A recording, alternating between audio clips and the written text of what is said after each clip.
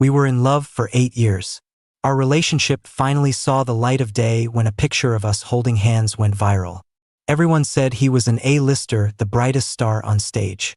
But in my heart, he was still just that boy in the white shirt, the one who'd pulled me close under his uniform jacket while we waited for the rain to stop. I was really drunk that night and laid my heart bare. If my feelings for you are a problem, we can just be friends. He roughly yanked my tie. Just friends? Fuck that. Right now, all I want to do is kiss you. My best friend was David. It was simple, really. We grew up in the same neighborhood. My shoulders were heavy with my parents' expectations, so I'd been cautious and quiet my whole life. David had a wild, reckless streak that I envied. He always seemed to have so much life, so much energy.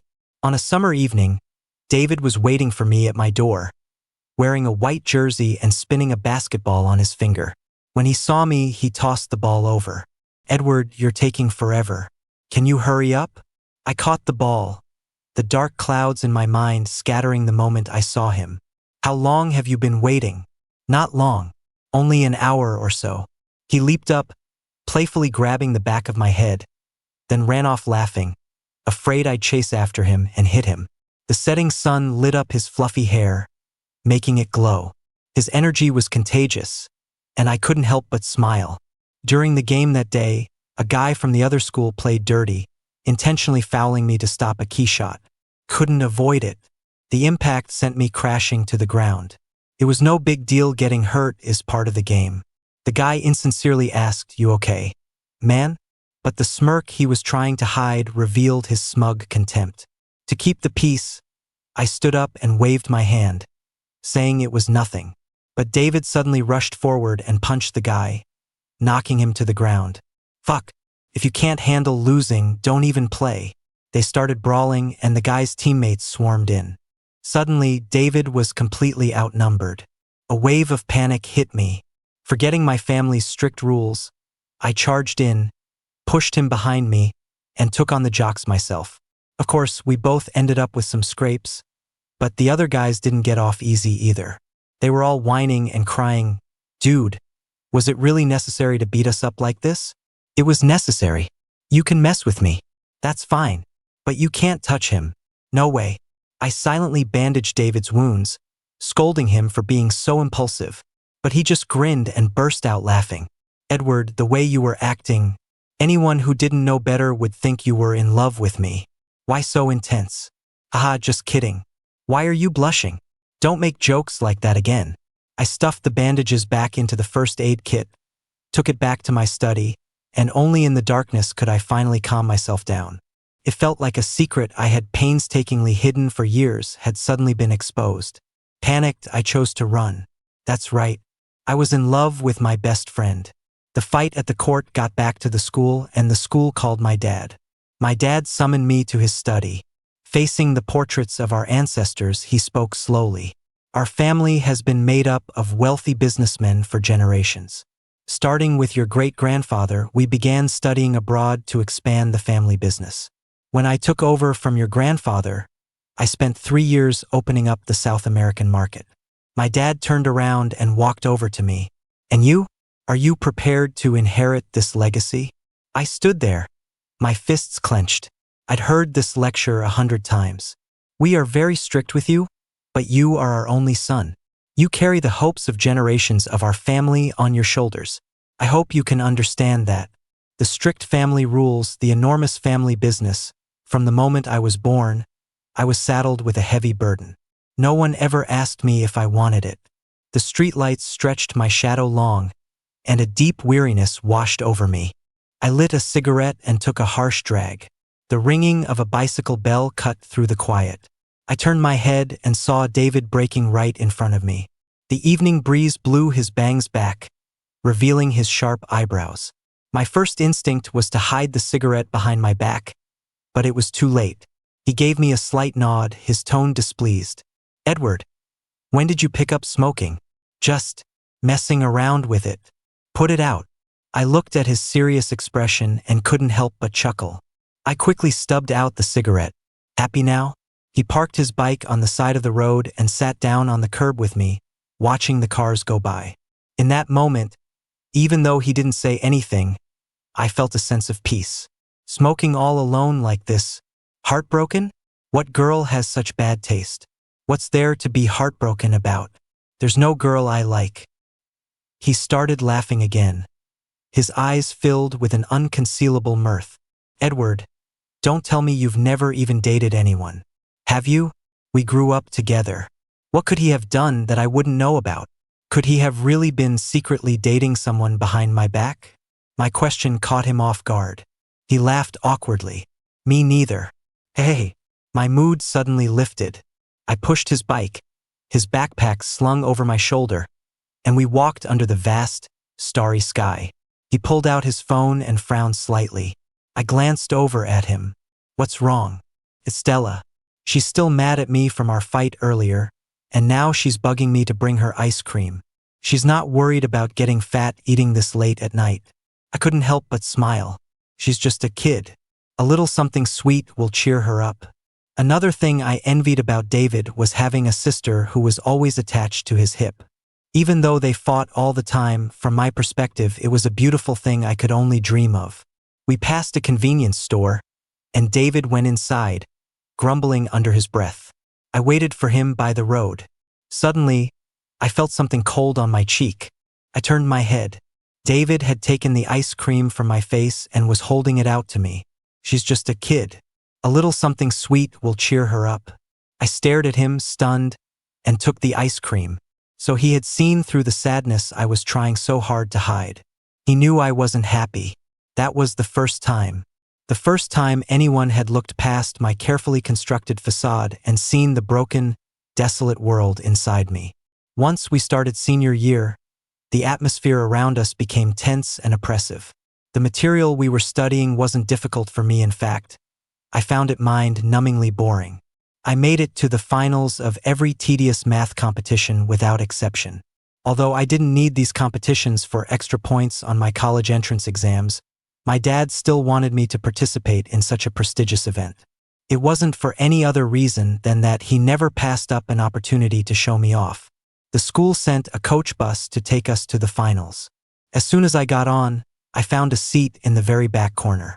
A few of the girls who had also qualified got on, saw me, and sat down around me, asking for my number. After I politely declined, they were persistent. You're Edward from class 7, right? I sat next to you during the physics competition. Do you remember? Edward, how did you get a perfect score on the math test? The last one was crazy hard, wasn't it? Can you please teach me? Their chattering voices buzzed in my ears. I felt like I was about to explode. Edward, you jerk. Why didn't you wait for me? I looked up at the sound of his voice. The moment I saw David get on the bus, the chaos and frustration in my mind instantly quieted down. David slung his backpack off his shoulder and walked toward the back of the bus, smiling at the girl sitting next to me. Hey, we're together. Could you mind if we switched seats? The girl reluctantly moved. David plopped down next to me with a smug smile. Guess it's up to me to do the dirty work. What would you do without me, Edward? I smiled and looked out the window. Then you could just stay by my side forever. Couldn't you? David rummaged through his backpack, then leaned in with a smile. What was that? I didn't hear you. If you didn't hear me, forget it. He shook his head, still smiling, and pulled a carton of milk from his bag. Stole it from Stella. It's for you. David knew I never ate breakfast, and the kid was always using all sorts of ridiculous excuses to buy it for me. Found it in a dumpster. Snatched it from a beggar on the street. Got it by panhandling. After all these years, he never repeated an excuse. He was a genius at making things up. He always found a way to make me laugh from the bottom of my heart. I took the milk and said, if you can beat me in the finals this time, I'll buy you breakfast from now on. David raised an eyebrow. For real? If I win, you have to eat breakfast with me every day. Deal. For the first time ever, I wanted to lose. The questions on the test were, as expected, nothing special. They were easy enough that I could finish quickly and turn it in. The final problem was one that probably only a few people could solve. Maybe David could, but I wasn't sure. I intentionally left it blank. After a moment's hesitation, I also deliberately marked the wrong answer on a multiple choice question. I felt a little childish and silly for my little scheme. I just wanted an excuse to have breakfast with David in the future. What harm could there be in that?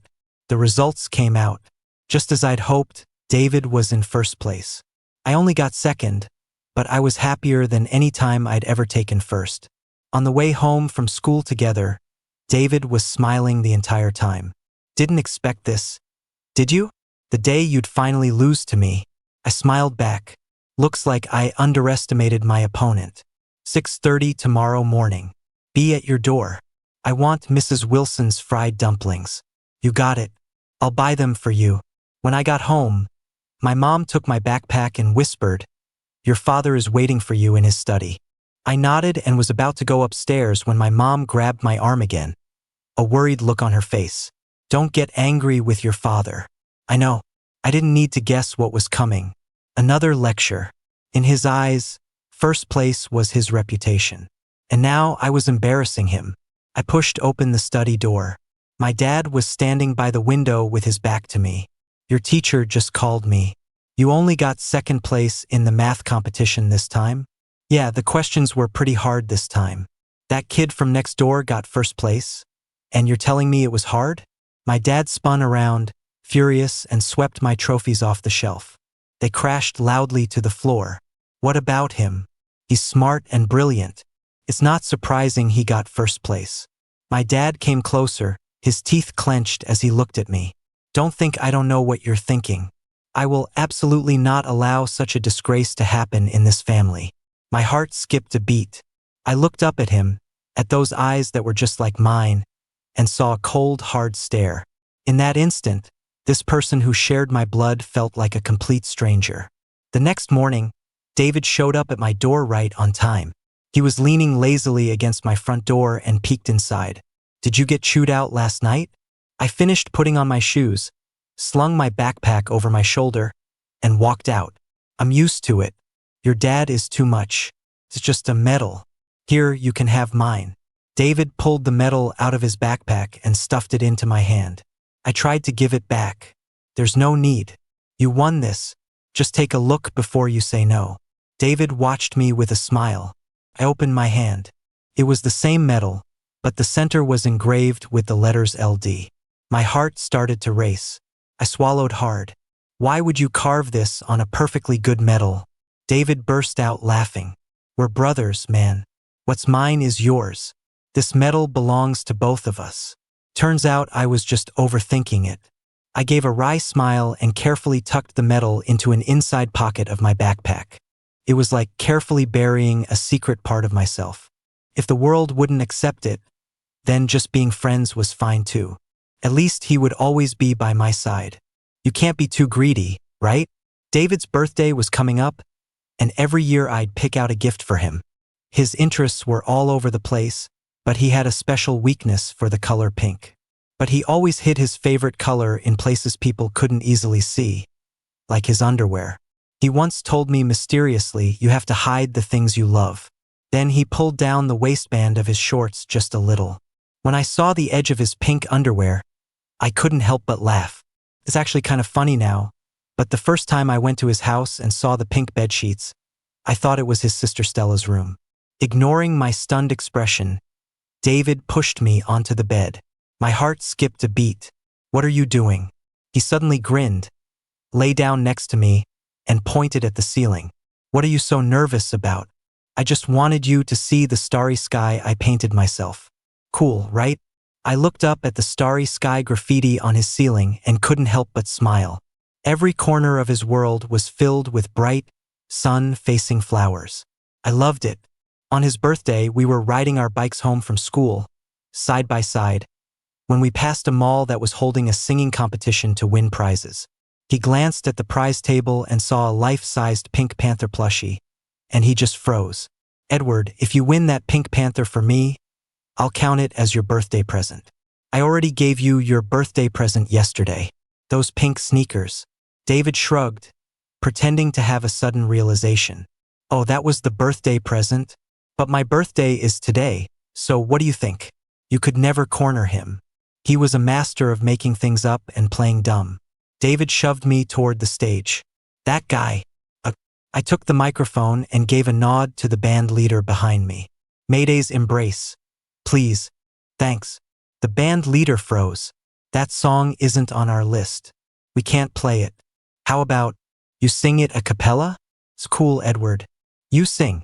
I'll play for you. David jumped onto the stage, took the guitar from the band leader, and grinned at me with a nod.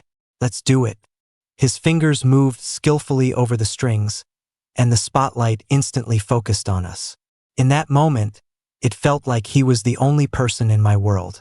David and I both loved Mayday. All the Mayday albums I had at home were gifts from him. He loved music and used to boast that he was going to be a singer. Edward, you better start sucking up to me now, because if I ever become a superstar, you'll be the first person I block. I believed he had it in him. On stage, he was absolutely radiant. Is there anyone who loves me, who will hold my hand tightly? When the song ended, the lights went dark. I stood there, still in a daze. David walked over and gave me a solid hug. The fresh scent of his clothes filled my nose. I froze. He whispered in my ear with a soft laugh. I could tell. You wanted a hug. So here you go. It felt like I had just woken up from a surreal dream. David said that he slept hugging the Pink Panther that night and had a pink dream himself. But all dreams eventually come to an end. Just before our final exams, David suddenly came and told me that his family was moving. My world shattered. David moved to another city. After he left, a huge sense of loneliness enveloped me. My dad gave me a choice between studying abroad and a few top universities in the country. I chose to stay. Fine, you don't have to go abroad now. You can study finance here for a few years, and after you graduate, we'll send you overseas for further studies. I don't want to study finance. It's not up to you. I've spent so much money and energy raising you. You will listen to me. He had planned out my entire future, a future I could see stretching out endlessly before me. My exam results came out. I was the top science student in the state. The principal personally came to our house to congratulate me. My dad had a few too many drinks at the dinner table. He put his arm around my shoulder, raised his glass, and said to the guests, "My boy Edward has made me proud. I can rest easy and trusting the family business to him in the future." Everyone assumed I would go to a top university to study finance, but I changed my major preference. I was going to law school at the university in David's city. I wanted to be in the same city as David. It wasn't a spur-of-the-moment decision, nor was I giving up my future for anyone. I had simply planned it long ago, to study the law I loved, in the city where he lived. That was all. My dad was so furious he trashed his study. He also confiscated all my credit cards. You've grown some backbone, haven't you? How dare you change your major? If you're so capable, then don't you ever come back to this house. When I left, I only took a backpack and bought a train ticket to David's city. I arrived at 1 in the morning. Under the dim yellow light of the station exit, a figure, taller now, stood in the rain holding an umbrella. "Edward, how old are you? Still running away from home?" "David, I don't have a home anymore." His Adam's apple bobbed. He walked over, held the umbrella over my head, and took my backpack. "Who says you don't? Come on. We're going home." David's family was the kind of warm, loving home I had always dreamed of. Mr. and Mrs. Smith gave David and his sister, Stella, the freedom to choose their own paths. When David wanted to study art, they agreed without a second thought. Stella's grades were average, but she was never forced into endless tutoring sessions. That girl Stella was so happy to see me. At the dinner table, she kept putting food on my plate. "Edward, have some of this sweet and sour pork. It's my mom's specialty. And this cold lotus root salad. I made it. You have to try it." David started teasing his sister again. "Can you stop talking for 1 second? Do we have to listen to you chatter on and on? You're spitting all over the food.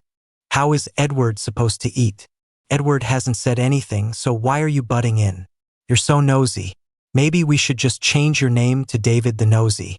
Mr. and Mrs. Smith watched their 2 children bicker with loving eyes, then turned to me. "Edward, from now on, if there's anything you want to eat, just tell your auntie." Come over any time and I'll make it for you. Mr. Smith nodded in agreement. That's right. It's not easy studying here all by yourself. Just think of this as your home. I lowered my head and buried my face in my bowl, shoveling down a few mouthfuls of rice to swallow the lump in my throat. It was only then that I realized you could talk during dinner, that a family could joke and mess around with each other. Mrs. Smith put some food on my plate, her face full of affection.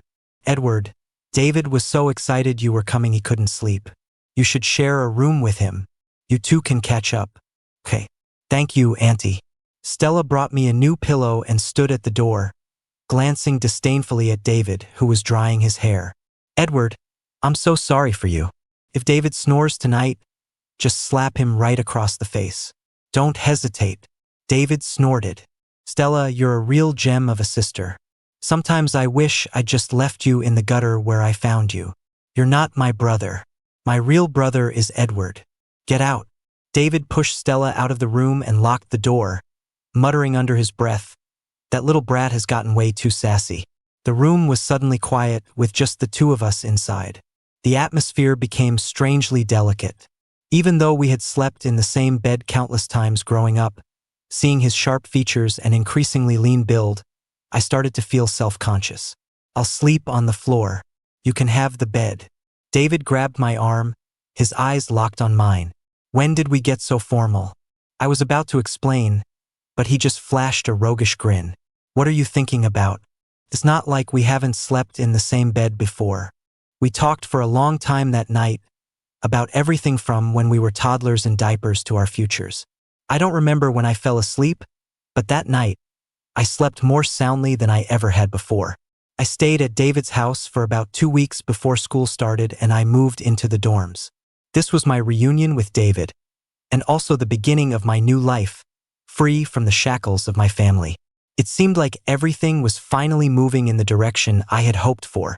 In the 4 years I was at Z University, my dad never called me once. I never took a penny from my family either.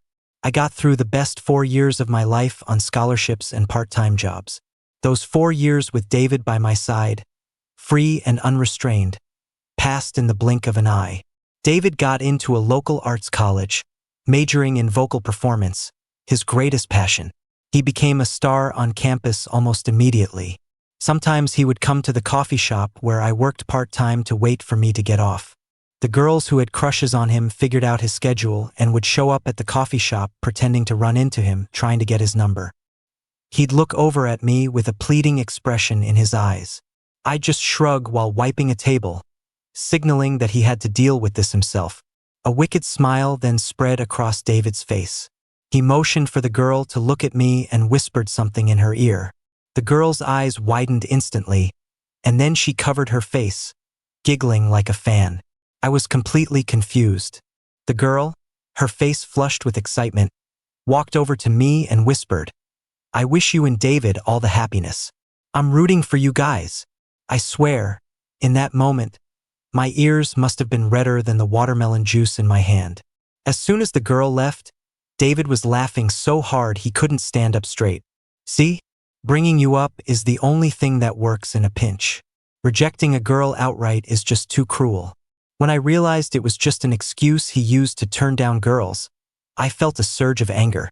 Is this funny to you? David's smile faded. Did that joke make you uncomfortable? I'm sorry. In that moment, I actually hated myself for being so powerless. For years, I had tried to hide what was in my heart, but it was like trying to conceal a fire. The feelings for him were growing stronger, and even if I covered my mouth, they would spill out from my eyes. The reality I couldn't change made me angry at my own helplessness in that moment. When would I ever be able to love someone freely, without worrying about what the world thinks, without fearing disgusted looks and strange glances? I used to think that as long as David was by my side, I could accept being just friends for the rest of my life. But I have to admit, over the years, I've become greedy. I have to work incredibly hard to earn the right to cast aside the world's judgment and pursue the life I want. As graduation approached, everyone started looking for internships. I decided to stay and work in the city where I went to college. I received offers from several law firms, including one I really wanted to work for, Regal Law Firm. David was even happier than I was when he found out. He insisted on taking me out for a celebratory feast. After dinner, we passed a custom suit shop, and he just pulled me right inside. He browsed through the numerous expensive suits and handed me a dark gray one. Our great lawyer Edward is starting his new job tomorrow. How can you not have new clothes? Try this on. I already have some. I don't need to buy another one. Just try it on first. Resigned, I changed into the suit and stood in front of the mirror. The expensive fabric really didn't wrinkle easily. It was much better than the ones I had bought. David stood beside me, his eyes lighting up. Edward, for the first time, I think you're actually handsomer than me. I have to admit it. Looking at myself in the mirror, I could vaguely see the shadow of a lawyer, young, but with a stubbornness and resilience in his eyes. I glanced at the price tag and took the suit off. Forget it. I already have a few at home. After all, since I stopped taking money from my family, I had to be careful with every penny. David ignored me, walked straight to the clerk with the suit and said, "This one. Card. Are you crazy? Spending $2,000 on a suit? You don't have to." David grinned, handed his card to the clerk, and looked back at me. "The money on this card is from songs I wrote and sold myself." I was about to say something, but he threw his arm around my shoulder and whispered in my ear, "Don't worry. I can support you.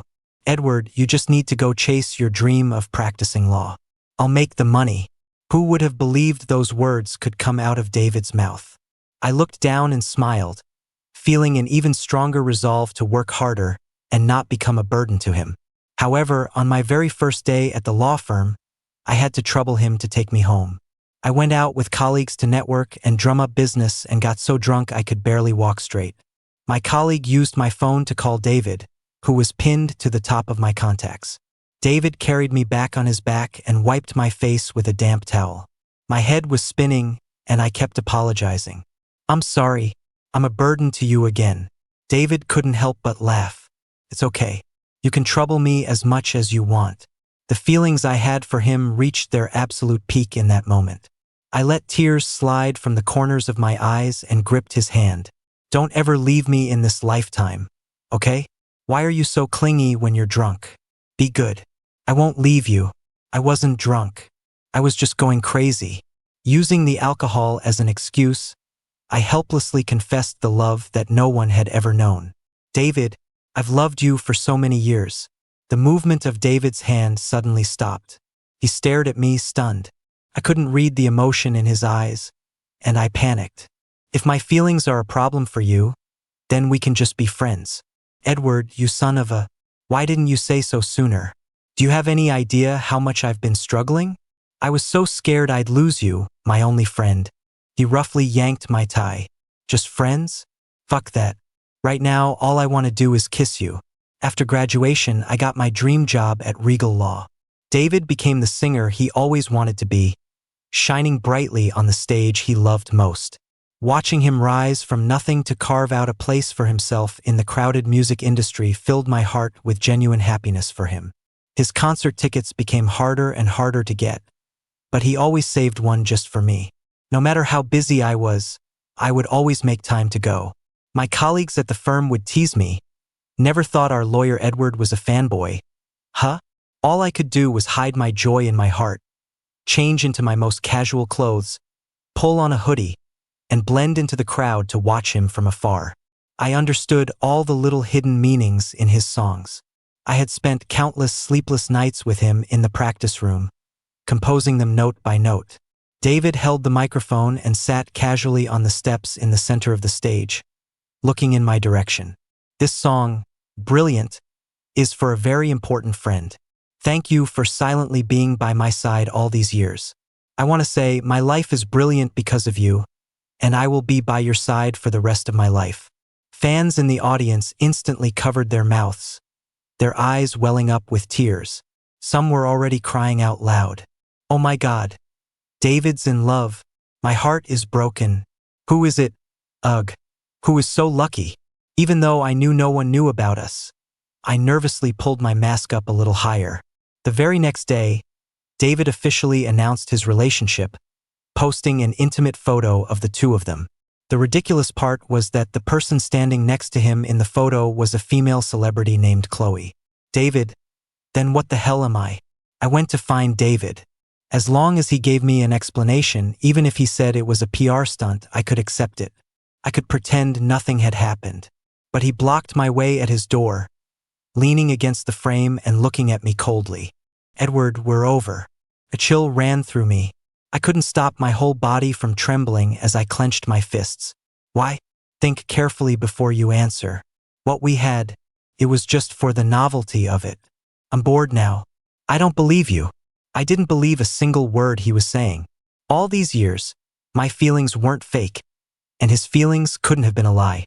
The door behind him suddenly opened, and a woman emerged wearing only a bathrobe. It was Chloe, the woman from the announcement photo. She saw me and smiled, her red lips curving. David, you have such a handsome friend. Why don't you introduce us? No need. He's a nobody. Am I? I wanted to be dignified, but my voice couldn't help but tremble. Is there anything else? If not, you should go. We have things to do. David wrapped his arm around Chloe, leaned in, and kissed her on her red lips. She let out a small gasp and then laughingly returned the kiss. A wave of nausea washed over me, and I turned and ran for the elevator. This was the first time. A dull ache in my heart, as if it had been pierced by a sharp thorn. I opened my mouth, gasping for air, but only sucked the cold winter night into my lungs. So cold it felt like I was suffocating. So, the entertainment industry really can corrupt a person. Maybe there were just too many temptations, and he had forgotten who he used to be. Now I was just a toy he used to like. With more options available, I was no longer important. I went to my boss at the law firm and begged him to give me another chance. The day of David's concert, I had just turned down my boss's offer to go study abroad. This is a 2-year program. Are you really sure this time? I'm sure. Well, as long as you've thought it through. This is a rare opportunity. Work hard, and when you come back, you'll be a partner at the firm. The day I left the country, news of David and Chloe vacationing by the sea was trending. I sent him a message telling him I was leaving the country. He didn't even reply. The belief I had held for so many years vanished in that instant. I was like a ship without a sail at sea, completely lost. During my 2 years abroad, the news about David and Chloe was relentless. I thought he was just looking for a thrill, but their relationship seemed to be getting stronger. Chloe attended every one of David's award ceremonies. The songs he wrote now were completely different from his old style. If before they were brilliant and passionate, now they were tender and melodic. Chloe had really changed him. He was more mature now, more composed. I bought all his albums and locked myself in my room, listening to them over and over, trying to find any trace of myself. But his songs were only filled with his beloved Chloe, his little shadow. Maybe I shouldn't be so fixated anymore. But do you believe in fate? The night I decided to finally let go of David, I got a call from an unknown number. Hello? Who is this? It was David's voice, choked with tears. Edward, I miss you. In that moment, I admit all my rationality shattered. All the progress I had made in convincing myself to move on was gone, and I was back at square one. I couldn't ignore his plea, because I was also going crazy, missing him. I ended my studies abroad a month early and bought a ticket for the first flight back. My boss chewed me out over the phone. There's a conference in London next month. You should be going. I'm sorry. Something came up with my family. I have to go back. I stood with my luggage at the door of the home David and I once shared, my hand nervously typing in the passcode. I was afraid the code had been changed, but it hadn't. The door clicked open. Thick curtains blocked out the sunlight, and only a single floor lamp by the sofa was lit. David was curled up in the corner of the sofa. Hearing the noise, he sat up and looked at me, his eyes instantly turning red. Edward, am I dreaming of you again? I swallowed the lump in my throat, walked over to him, and hugged him with all my strength. This is real. I'm back. Seeing David again after 2 years, I realized he wasn't doing as well as I had imagined. He seemed like a different person, no longer sunny and bright. He just had a habit of hiding himself in a corner, lost in a daze.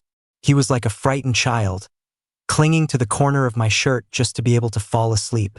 I tried to ask him what had happened, but all he would tell me was, "The entertainment industry is too complicated. I'm so tired. If you don't like it, then just quit. I'll support you." He shook his head and looked out the window. My life is not my own.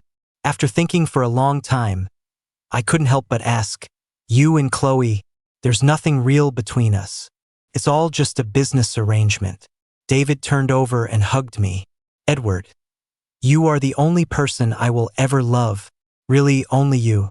I silently deepened the hug, but I knew he was definitely hiding something from me. If he wouldn't tell me, I would have to find out for myself. Watching David's sleeping face, I carefully slipped out of bed. I took his phone into the study, easily entered the password, and unlocked it. His messaging app seemed normal. His sister Stella and I were pinned at the top, and the chat logs revealed nothing suspicious. Just as I was about to close the app, on a whim, I tapped the Switch account button. He had a second account, one I had registered for him a long time ago to help him with online voting. I tried a password, and to my surprise, it worked. There was only one person in his contact list, Chloe. My hands trembled as I opened their chat. In an instant, I felt like I'd been struck by lightning, my body numb with a heart-wrenching pain. Chloe had been bullying David for years. Chloe and Stella were classmates. I had met her once before when David and I went to pick Stella up from school, so I had a vague impression of her. Back then, she was a plain-looking girl who had given David a love letter. At the time, I just thought she was one of David's many admirers and that time would fade her crush. But I never imagined her crush would twist into a sick obsession. She hated David for rejecting her, and that hatred extended to the person David loved. She had set Stella up and taken indecent photos of her, using them as leverage to blackmail David. Seeing that David had made a name for himself in the music industry, Chloe, who had undergone plastic surgery, threatened him into getting her resources, helping her establish a foothold in the entertainment world as well. She even threatened him, "David, if you don't listen to me, I can destroy everyone you care about. That Edward guy, he's your best friend, right? I'm very close with his boss at the law firm." I finally understood why he had been in such a hurry to cut ties with me back then. "David, oh David, why didn't you tell me any of this sooner?" The pain was unbearable. David grew up in a warm and loving family. He saw the world as a beautiful place. He was so kind. Even when it was obvious to anyone that a beggar on the street was a fake, he would still happily give them money. Even when his wallet was stolen at the station, he just laughed and said, "He must have been really hungry. Otherwise, he wouldn't have stolen my wallet." Growing up in that kind of environment, he was as innocent as a white flower. How could he possibly fight against someone as dark as Chloe after entering the entertainment industry? Chloe had taken a radiant, sun-drenched boy and turned him into a coward who cowered in the dark, plagued by nightmares. I sat in the study all night and smoked 2 entire packs of cigarettes. When David woke up and came looking for me, he pushed open the study door and saw the phone in my hand and my red eyes. He understood immediately. "You must think I'm pathetic, don't you? I'm not the same David I used to be." Another sharp pain shot through my heart. "This isn't your fault." To me, Chloe's methods were despicable and vile, but gathering evidence was certainly difficult. Threatening someone with photos, if the circumstances are severe and disrupt social order, constitutes the crime of picking quarrels and provoking trouble, punishable by up to 5 years in prison, detention, or public surveillance. If it doesn't rise to the level of a crime, the penalty is up to 5 days of detention or a fine of up to $500 for more serious cases. It's 5 to 10 days of detention with a possible additional fine. But I went through all their chat logs, and there was very little evidence left. You could say Chloe was very good at avoiding leaving a trail. If she releases those photos, Stella's life will be ruined. It doesn't matter what happens to me, but she's the only sister I have. I don't want her to get hurt in any way. I had long since thought of Stella as my own sister. The most important thing now was to get those photos back. "Leave this to me. I'll get the photos back." I figured out her schedule and engineered a chance encounter in the elevator of her building. In the elevator, she glanced at me, and then her eyes lit up. "You're David's friend, right?" "Yes, Edward. I remember you. Want to come up to my room for a chat?" Chloe's assistant tactfully dropped off the luggage and left. The room was empty except for me and Chloe. She gradually revealed her disgusting true colors, leaning in close. Her fingers, painted with red nail polish, lightly traced my Adam's apple before landing on a button of my shirt. "I've never seen a man this fine before. Don't you have David? Isn't this a bad idea for us?" She smiled, her red lips curving. "Him? I'm tired of playing with him. Right now, I prefer someone like you, more of a challenge." The person I cherished was spoken of so contemptuously by her. That fool David. All I could do was ache for him, powerless to change anything. Her hand was about to slide lower when I grabbed her wrist. "Give me Stella's photos." She froze for a moment, then laughed. What did Stella ever do to deserve this? Having two handsome brothers grovel for her. "You want the photos? That's not impossible. Quite like your type. I'd love to see a buttoned-up lawyer beg for mercy. I'm afraid you're going to be disappointed." I pulled a recording pen from my suit pocket. "I've recorded this entire conversation. Mr. Lawyer, surely you know that you've just violated my privacy, right? I don't care. If you're going to destroy them, I'll destroy you." I understood people like Chloe. What she feared most was losing the glamorous life she had now. If this recording were released, her innocent white flower persona in the entertainment industry would be ruined. Of course, she wouldn't be willing to give that up. After all, she needed that persona to survive in the industry. I had also thought about collecting evidence and making it public to destroy her, but I knew I couldn't. Because Chloe was definitely the type of person who would drag everyone down with her if she was going down.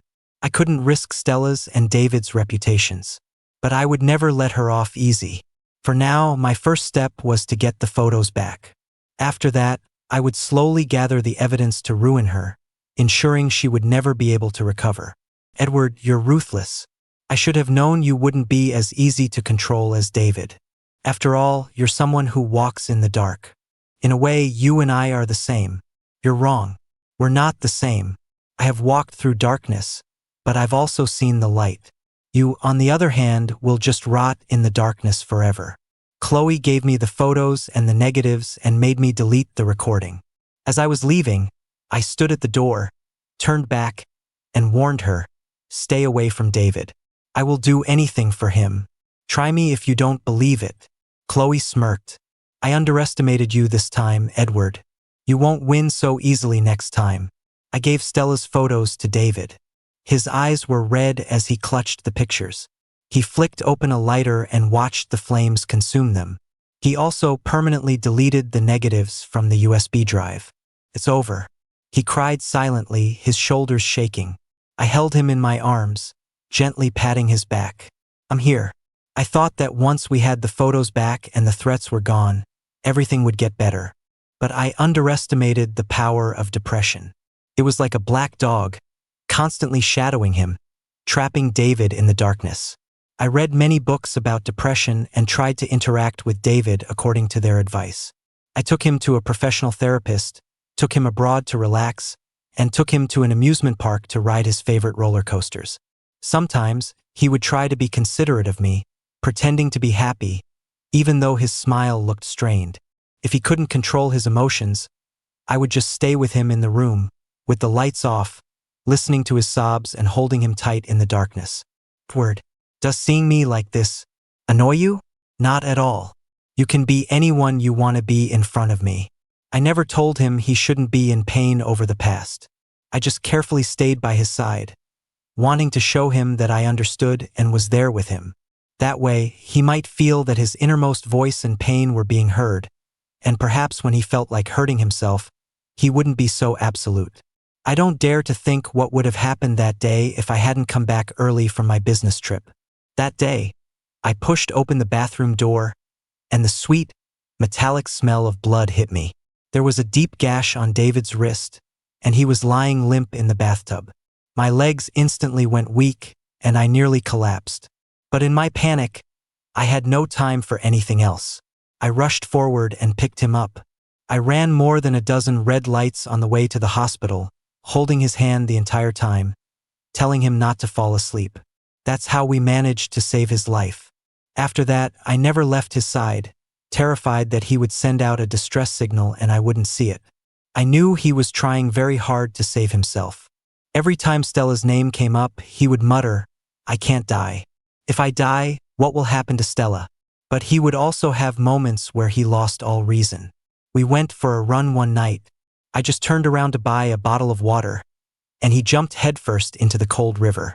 Without even taking off my clothes, I jumped into the river after him and used all my strength to drag him back. He lay on the bank, sobbing uncontrollably. I'm in so much pain. I thought dying would be a release. But the moment I jumped in, I regretted it. If I died, what would happen to Stella? What about my parents? What about you? That was the first time I couldn't hold back my tears. It was so close. I was almost too late to save him. I'll teach you how to swim. That way, if you ever regret it and I'm not there in time to save you, you can swim back on your own. To give David a reason to live, I had him write down 100 things he wanted to do together. He carefully wrote his wishes in a journal, and a glimmer of light began to appear in his eyes. Edward, let's go to the next May Day concert together. I also want to go back to our old school and eat Mrs. Wilson's fried dumplings. I heard she has a franchise now. I want to buy Stella a sports car for her birthday. Will you record her crying with joy for me? As long as he wanted to, I would do anything with him. Seeing David slowly start to smile more, even occasionally cracking a joke, I finally saw a glimmer of hope. He would get better slowly. I was sure of it. For David's birthday, I personally made a pair of rings. He always complained that I just spent money on his gifts and that they lacked sincerity. This time, as soon as he got home, I casually placed the rings on the dining table. He picked them up, unable to suppress the smile on his face. Matching rings? Yeah. Happy birthday. He was stunned for a moment, then let out a soft laugh. Isn't this a little cheesy? Giving matching rings. That's what he said, but the smile never left his face. He put on his ring, took out his phone, and snapped a few pictures. He looked back at me. You think you can get away with just a cheap ring? Is there anything else? There is, but it's not ready yet. I'll give it to you after your fan meet and greet. I was changing the ceiling in our room to his favorite starry sky design. There was just one part left to install. It would be ready for him to see when he got back from his fan event. After the fan event, I have to go home for a bit. My parents and Stella are waiting for me for dinner. You should come with me. Me? I don't think I should go. Ever since David and I got together, I had started to dread seeing his family. I even deliberately avoided them, afraid of seeing accusation in their eyes. David seemed to sense my mood. He knelt down in front of me, reached out, and intertwined his fingers with mine, gently rubbing my palm. Edward, I know what you're thinking, but it's been 8 years. I want to properly introduce you to my family. I was a bit surprised and looked up at him. Are you sure you want to do that? He smiled and nodded seriously. Yeah. You were the sun in my darkest moments. I would be dead now if it weren't for you. They will definitely understand and bless us. When it came to facing our relationship, David was much braver than I was. Probably had to do with his family. Growing up in such a loving home gave him a sense of confidence. But I still remembered the disgust in my father's eyes. He had said, I will not allow such a disgrace to happen in this family. So I had always suppressed my feelings, loving David in secret for 8 years. This time I chose to be brave with him. The fans threw a huge birthday party for David. I wasn't there. According to our plan, he would go to the party, and I would go buy gifts since this was a formal meeting with his parents. After his party, he would drive straight home from out of town, and we would meet up downstairs from his parents' place. I nervously looked at my reflection in the mirror, asking the stylist to trim my hair just right. The stylist was a pretty girl. She straightened my head and smiled. Why are you so nervous? I'm meeting the parents today. The stylist burst out laughing. Oh, meeting the parents will be no problem. You're so handsome. The mother-in-law will probably be dying to marry her daughter off to you. I didn't explain, but I couldn't wipe the smile off my face. The TV was broadcasting David's birthday party live. His fans really adored him. They even made the theme color his favorite, pink. I smiled as I watched him on stage singing a demo of a new song. He wrote this one for Stella. I wondered if she would burst into tears when she found out. I hadn't seen Stella in a long time. I got her a gift too. She must be a young woman by now. I wonder if she'll still hug me and call me Edward like she used to. Suddenly, the stylist gasped, her hand shaking. She pointed at the TV and shrieked. Ah, there were rumors that Chloe and David broke up. They haven't been seen together in ages. But look, she's at his birthday party tonight. Well, that puts those rumors to rest. My heart clenched. I looked up at the TV. In the live broadcast, Chloe was there at David's birthday party, wearing a long gown. In front of all the fans, she walked up and gave David a hug. My fists instantly tightened. As soon as the fan meet ended, David called me. Edward, don't be angry yet. I really didn't know Chloe was coming tonight. I know. After being together for so many years, we had that kind of understanding. It was just that woman, Chloe, constantly tying herself to David for publicity, reaping the benefits. Now that there were rumors of them breaking up online, her resources had plummeted. She was probably just trying to show up at his birthday to crush the rumors. Good, as long as you know. I'll post a clarification tomorrow. I'm heading home now. Have you left yet? I was driving and glanced at the time. I'm on my way to your parents' place now. See you downstairs. All right, time for the bride to meet the in-laws. Hey, I couldn't help but laugh, though I was still a little annoyed. Drive safe. Text me when you get there. I hung up, smiling. I thought that this night would be the start of a new chapter in my life. But I waited downstairs at David's place for 2 hours. I kept calling his phone, but no one answered. Finally, my phone rang. I quickly answered his call, but the voice on the other end was a stranger, surrounded by noise. Are you David's family? He's at the city hospital right now. You need to get here immediately. My mind went blank. For a second, I couldn't process it. What? I even wondered if they had dialed the wrong number. But the screen clearly showed David's phone number. The person on the other end took a deep breath and said urgently, "He has you listed as my love in his contacts. Are you his family? His situation is critical. You need to get here now." I was in such a panic that my phone fell under the steering wheel. My hands were shaking as I drove. Please let him be okay. I'll trade 10 years of my life. 20 years, even, just let him be okay. When I arrived at the hospital, the doctor looked at me and solemnly shook his head. It was a major car accident. We couldn't save him. You can go see him one last time. His family is on their way. I will never forget that night. I stood at the door of the morgue, looking at David's bloodied and mangled body, unable to take a single step forward. It wasn't until I realized this might be the last time I would ever see him that my legs gave out. I collapsed to the floor, scrambling and crawling my way over to him. It's my fault. It's all my fault for not being with you. It's my fault. I'm the one who should be dead. My heart ached as I took his hand, but I couldn't feel its usual warmth. Looking at his pale face, my heart felt like a huge piece had been carved out of it. The pain so intense I could barely breathe. Cries echoed from the hallway. I quickly let go of his hand and hid behind another door. Stella was so scared she stood outside the morgue, afraid to come in. His aunt and uncle rushed in and knelt before David, crying until they fainted. Only then did Stella gather the courage to enter.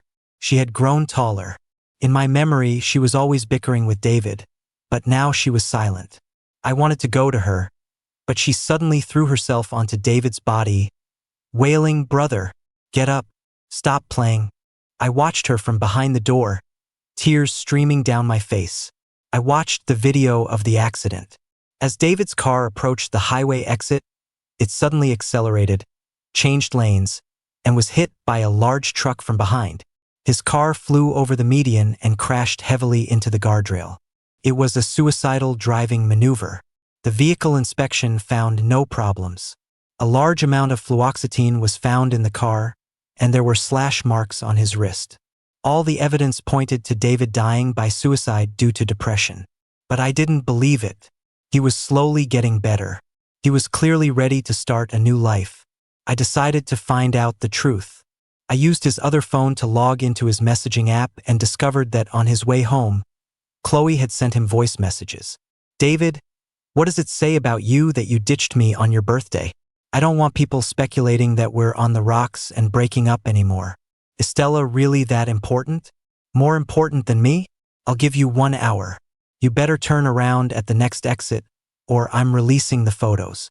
David replied to her, "Edward already got the photos back.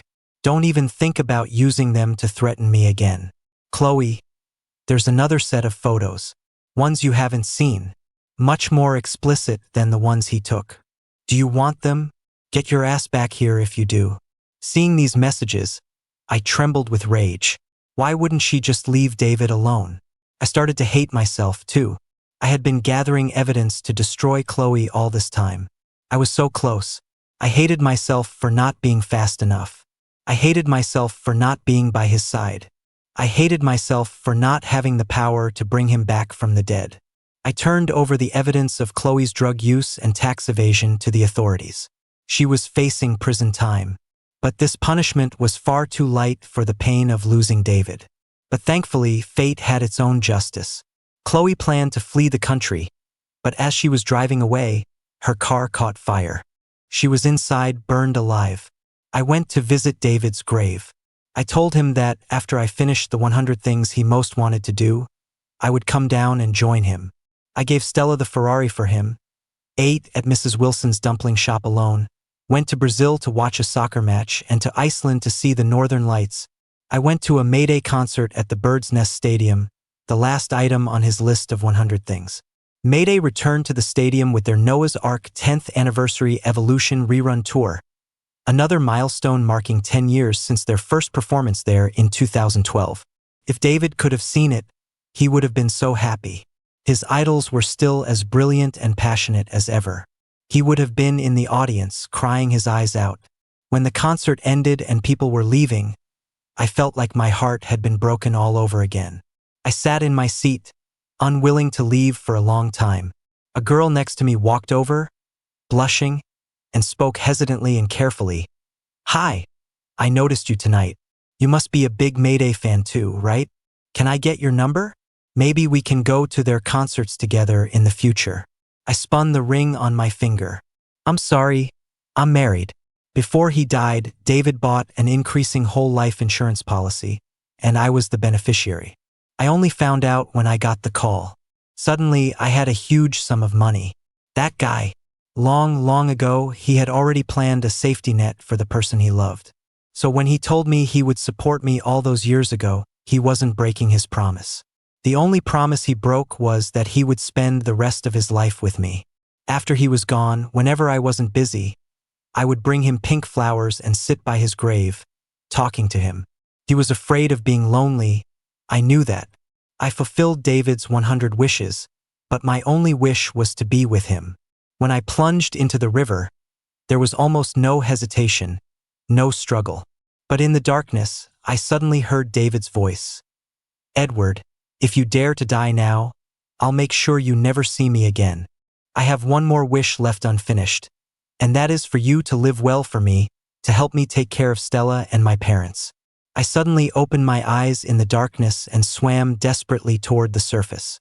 The moment I broke through the water and breathed in fresh air, I felt like I was reborn.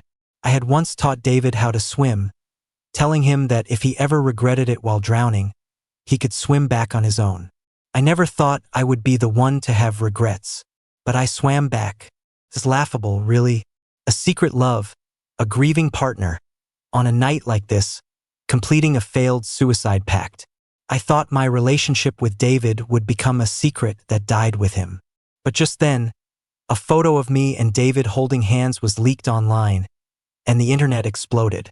Our 8-year love story was finally out in the open. Before I was even mentally prepared to face it all. The voices online weren't as scary as I had imagined. They had enough love and tolerance for the departed David. So Chloe was just delusional. Edward was David's true love all along. Does anyone get it? They grew up together, saw each other at their worst, and still loved each other for 8 years. How sad must Edward be now that David is gone? I get it now. Brilliant was written by David for Edward. Oh my God, they were so romantic. True love has no gender. I'm a total sucker for a true love story tonight. I'm floored. The only people I didn't dare to face were David's parents. David and I never had the chance to tell them. Instead, they found out about our relationship this way. But my greatest fear came true. His aunt and uncle found me and asked me to come over for dinner. I stood at their door, hesitating, not daring to knock. The door was suddenly pulled open from the inside. Stella's eyes lit up when she saw me. Edward, you're here. Why didn't you come in? Hurry. My parents made a ton of food today. Stella pulled me into the house. I stood there stiffly. His aunt and uncle had visibly aged. They turned to look at me, their eyes filled with tears. Uncle Annie, I'm so sorry. I didn't know what to say, how to apologize in a way that would make them feel even a little better. But they walked toward me and slowly embraced me. Edward, it's been so hard on you all these years. Why didn't you tell us sooner? We would have blessed you. For David to have left like this, he must have had so many regrets. I hugged their stooped frames tightly and whispered, I'm sorry. We were going to tell you. I'm sorry. David's mom tearfully wiped the tears from my cheeks and shook her head. Don't cry, Edward. Auntie doesn't blame you. Come on, wash your hands and let's eat. The table was laden with dishes, just like the first night I came to David's house after running away from home at 18. It was a feast. Uncle, Auntie, if you don't mind, from now on, I'll be your son. I can take care of you and Stella in David's place. Edward, from now on, this is your home. My eyes teared up. The year I ran away, when David picked me up from the train station in the middle of the night, he had said the same thing to me. Edward, from now on, my home is your home. After that, I silently watched over Stella as her older brother. Stella is doing really well now. After graduating from college, she opened her own studio, and her clothing designs are very popular. I occasionally go to her shop to sit for a while, buying her some of her favorite snacks. David used to be the one who did these things. David loved his sister more than anything. I had to continue that love for him. One time, I fell asleep on the sofa in her shop and had a dream. In the dream, David got on a train that was going far away. I chased after it desperately, but we only grew further and further apart. I screamed his name until my voice was hoarse. When I woke up, there were tears on my cheeks. Stella was sitting beside me, gently patting my back to comfort me. Did you have a bad dream? I shook my head and sat up. Stella poured me a glass of water, thought for a moment, and then said slowly, Edward, I once had a very, very long dream. I dreamt that I was reborn and that I saved my brother from the endless darkness. I know you're in a lot of pain and that you want him back as much as I do, but we can't bring back the dead. All we can do is live our lives well now so he doesn't have to worry. Stella had really grown up. Her energy was contagious, and I couldn't help but smile. She let out a laugh, hee, and the curve of her lips was exactly like David's. David, oh David, are you doing okay over there? I dreamt you were still here. In a daze, I instinctively turned over to hug you, but the empty, cold side of the bed jolted me awake. The immense loneliness I felt in that moment almost killed me. The next day, I went to your grave and babbled on in front of you all day. You must have gotten annoyed you didn't even give me a single reply. I miss you so much right now. Will there ever be a day when time can really turn back to that summer, when a sudden downpour trapped me? You used the hem of your school uniform to shelter me, waiting with me for the rain to stop. In the rain, you held my hand, and when you smiled, your eyes were as bright as the starry sky. We were both each other's bravest secret. They say if longing had a sound, it would be deafening. But longing is silent. Thank goodness longing is silent. Look, the wind is picking up again. So longing can be silent, utterly still. So memories are not just stored in the body, but also in details you don't easily notice. I've walked through crowds and seen figures that looked a little like you. Your favorite dumpling shop is still by the old school gate. The coffee shop on the corner is playing your song. Your voice is so familiar yet so distant. You see, everything in this world is helping me remember you.